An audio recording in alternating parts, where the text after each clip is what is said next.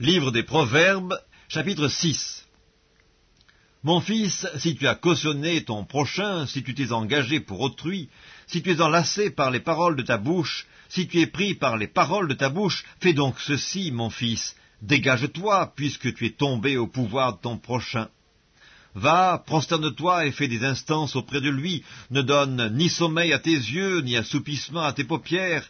Dégage-toi comme la gazelle de la main du chasseur, comme l'oiseau de la main de l'oiseleur. Va vers la fourmi, paresseux, considère ses voies et deviens sage. Elle n'a ni chef, ni inspecteur, ni maître. Elle prépare en été sa nourriture, elle amasse pendant la moisson de quoi manger. Paresseux, jusque à quand seras-tu couché? Quand te lèveras-tu de ton sommeil? Un peu de sommeil, un peu d'assoupissement, un peu croiser les mains pour dormir, et la pauvreté te surprendra comme un rôdeur, et la disette comme un homme en armes. L'homme pervers, l'homme inique, marche la fausseté dans la bouche. Il cligne les yeux, parle du pied, fait des signes avec les doigts. La perversité est dans son cœur. Il médite le mal en tout temps, il excite des querelles. Aussi sa ruine arrivera-t-elle subitement, il sera brisé tout d'un coup et sans remède.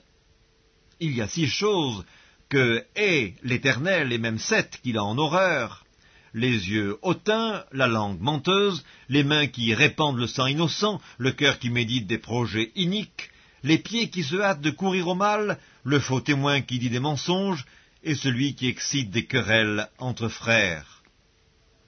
Mon fils, garde les préceptes de ton père et ne rejette pas l'enseignement de ta mère.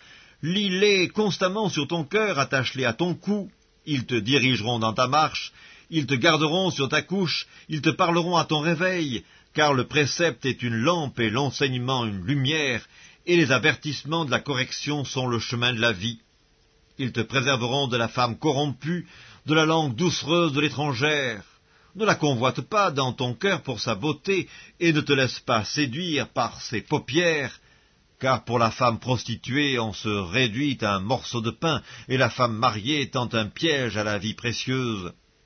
Quelqu'un mettra-t-il du feu dans son sein sans que ses vêtements s'enflamment? Quelqu'un marchera-t-il sur des charbons ardents sans que ses pieds soient brûlés? Il en est de même pour celui qui va vers la femme de son prochain. Quiconque la touche ne restera pas impuni.